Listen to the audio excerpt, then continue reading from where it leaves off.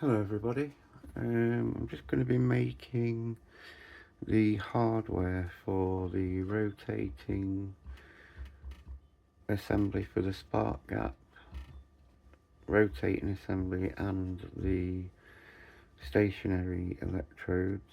I'm going to be using these 50mm bolts because 50mm was the only length that I could get.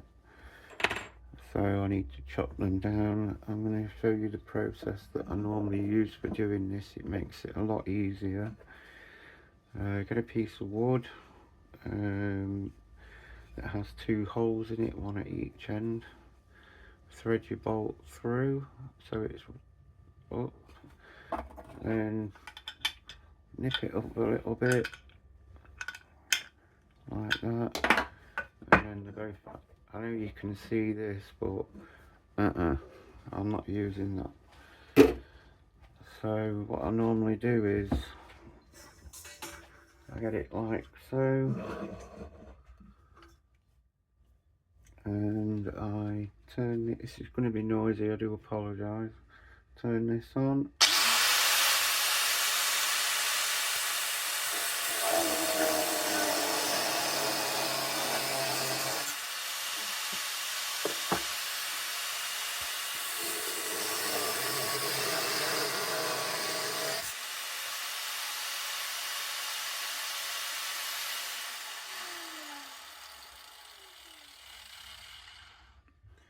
So you can't really see very good, but how I do it is I actually rest my hand onto the worktop, so I'm holding this but I'm not actually supporting its weight.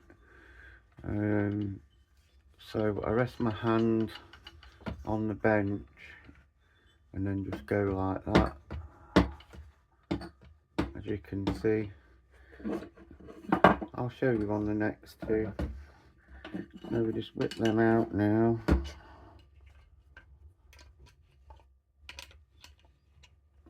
That one's not going to come out, it's going to be a monkey. So we'll take that out. And there's our first bolt. So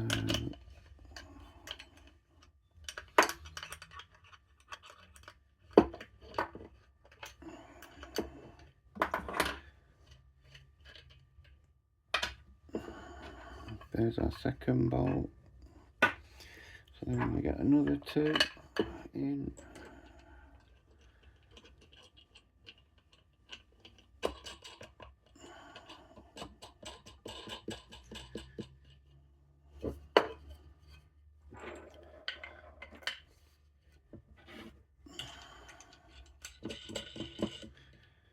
Like so. Nip it up gently, you don't have to go mad, because then you've got to get it undone again. So that's those two fastened in, ready for chopping. So what I'll do, slide that to there, put my hand around it, and then I roll my hand so that the weight of the angle grinder is actually on the bench on my fingers. I'm sorry if my speaking sounds a bit funny. It's because I've got headphones on to stop the noise of this. Not headphones, ear defenders. So this is a really sketchy angle grinder as well. I would not use it without the guard on if you get one. I won't get one of these anyway. This is a death wheel of death. Because the switch is on the bottom, just here, and it's a toggle switch, so that's off, that's on. Normally you have it here where it's a safety switch, where if you let go, the switch clicks back and turns off. The grinder will still run away with you if it catches anything, if you let go, until it stops, until the disc stops rotating. But this one is really dangerous. I got it off Amazon, it was really cheap. But the main reason I got it is because it's really small. It's a small angle grinder. I can grip it easy, and it's not as heavy as a normal angle grinder. And the only problem with it is it's got the wrong size drive wheel, sent drive shaft as well, so you have to put the disc on and then just eyeball it, then tighten it up. So I wouldn't suggest getting one of these off Amazon if I were you, because it's dangerous, but I've got used to it now. So I'll switch it on. Hand's still on the dash.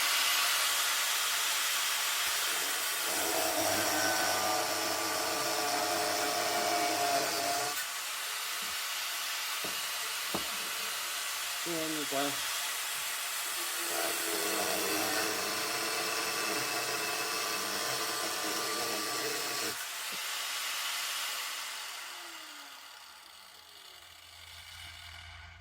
And there's our next two.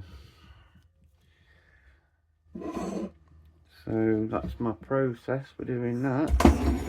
It's really easy if you keep it on the desk and rotate it round, grip it in your hand, then you can just use it like a chop saw almost. That's what I've just been doing anyway. So that's two more done.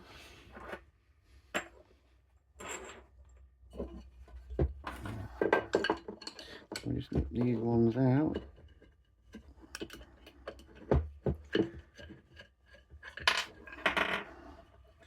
And then we've got our bolt already the right size. It's still a little bit long. I would have liked to have used a thinner piece of wood than this, but I didn't want to go too short. So there's 4, and there's my other 4. I'll put it on time lapse. Well, no, I'll just cut them off camera because it's just a lot of tedious, repetitive stuff. So I'll come back to you as soon as I've cut the other 4, and we'll go from there. So this is what I meant about this being dangerous. This is a standard size disc hole that would normally fit over this, but as you can see, it doesn't fit this one because the hole's tiny. It should be the same size as this rusty ring that you can see there. So yeah, I wouldn't buy one of these off Amazon.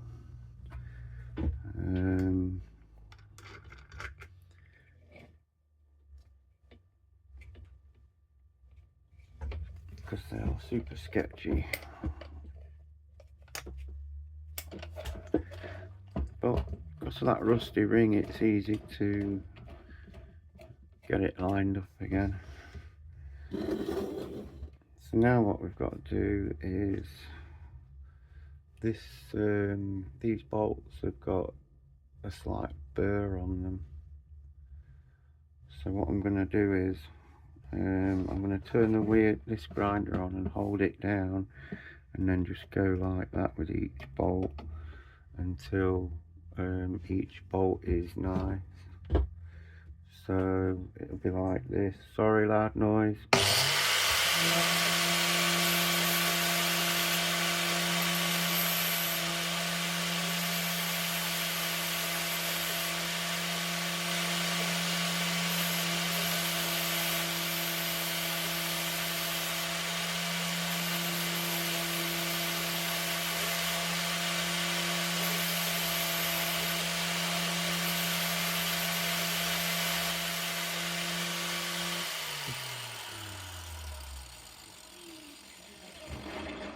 Then the end of your bolt will look like that. Sorry about my dirty hands. It's these bolts. It's the dust from the grinder and the oil that's on them to stop them rusting.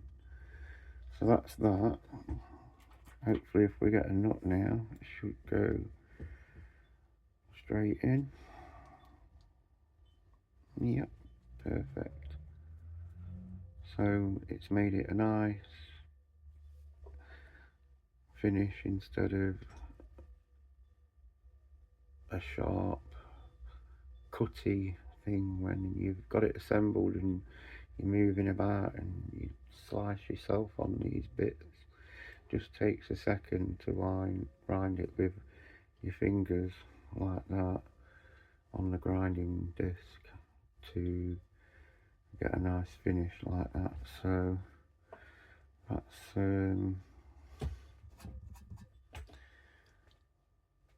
number 1 bolt finished. So I'm going to go with a nut and a washer on the back.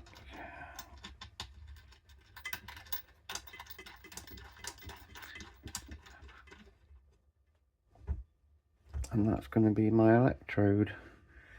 So I've got 4 to do on this one, and then I need to make something to join to and join the other 2. I think I'm going to cut a piece of steel this shape, because this is the stationary wheel, the motor's on this, so this wheel's stationary. And for this wheel, which is going to be the rotating assembly, which is going to go on top of there like that. So these bolts will go through here, and then they'll spin past the bottom electrode, and that's when we'll get electrical arc across when we've got that far. So I'm going to put it on time lapse and do all of these, put my ear defenders back on so that I'm not killing my ears. I'll be right back.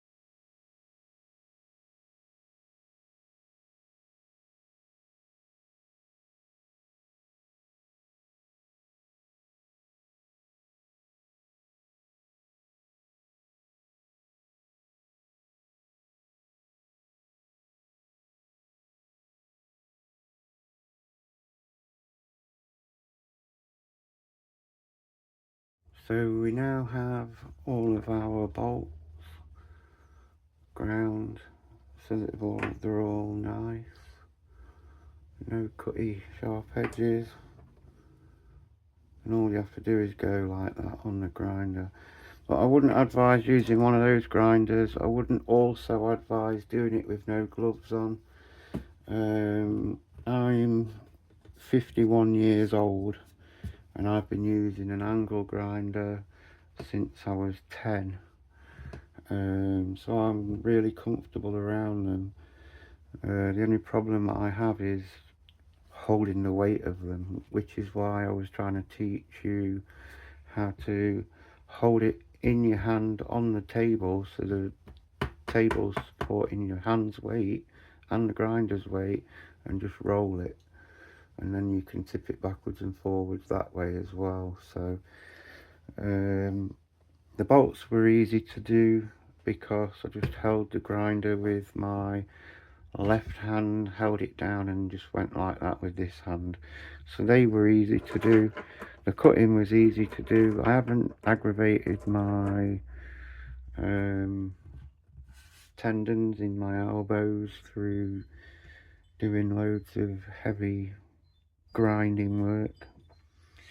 I made it easier for myself by resting the wood on the bench that I had the holes drilled into. Then I didn't have to try and hold a bolt while I'm cutting it. plus putting the bolt with a nut through helps you get all the nuts exactly the same length. So when this disc spinning, hopefully it won't be out of balance because all of the nuts have been ground the same. So I can put 4 into, let me just go out a little bit, there we go. So I can put 4 into here now.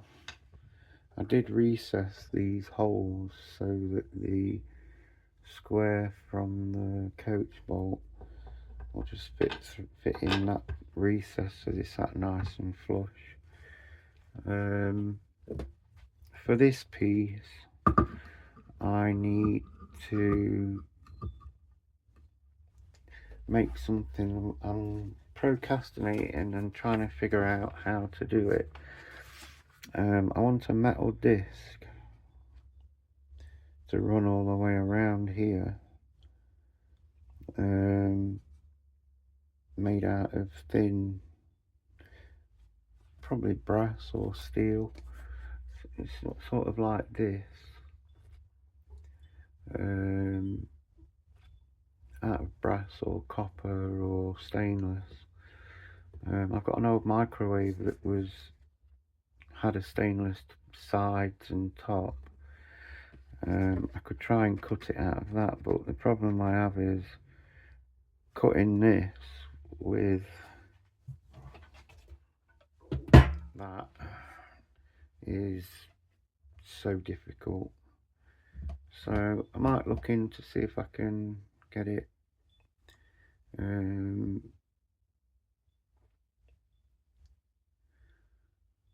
CNC'd or laser cut or something like that.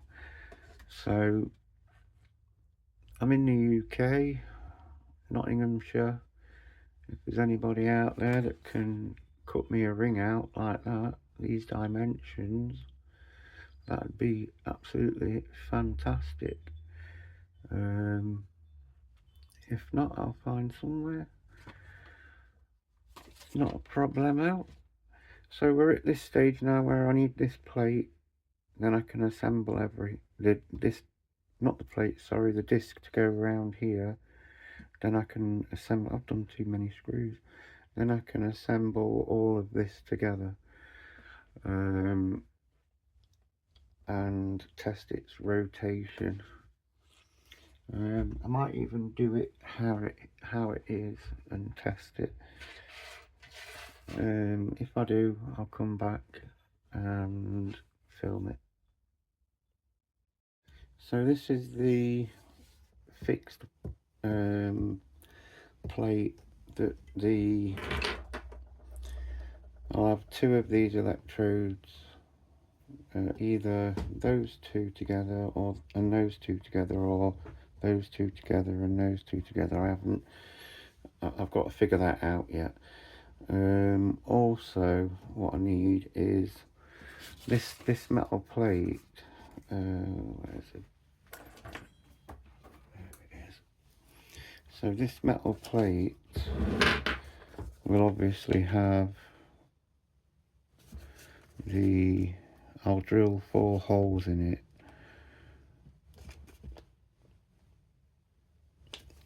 like that so it fits over these on this wheel, not on this wheel. And for this wheel I'll either need to connect this one and this one, or this one and this one. I think it's going to be those 2 and those 2 though, to be fair. So what I'd like is 2 rings, one so that I can cut it there and there and here and here. Then I can use on this one of these for here, this piece, and then one of these for here. So I need to get 2 of those made up. Having them rounded would be better because then it'll keep it away from this.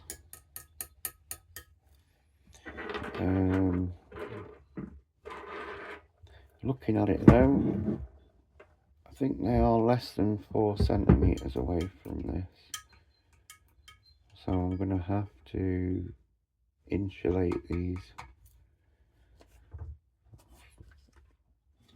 Maybe, we'll see. So that wheel's finished, varnished. I might take these studs out and give it another coat. I haven't made my mind up, because it sort of goes a bit strange on the second coat, and I don't know why. It's like someone's got oily bits on it, even though all it's had is one coat and then another coat over the top. So I wouldn't suggest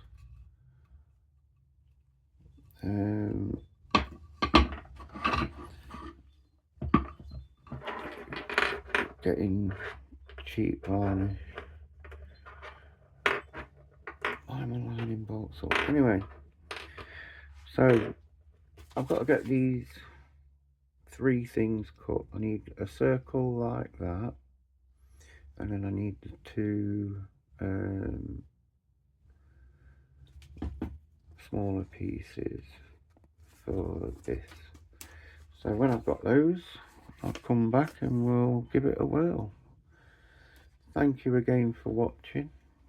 I hope you found this tutorial helpful, and you might be able to use, if you struggle to use one of these like I do, I hope the way that I've taught you, if you roll it onto its end, put your hand under, because then you can get your hand around it, and roll it onto its side, your fingers are supporting the weight, and so on. So I hope that was helpful. If you want to see the rest of the build, please follow along.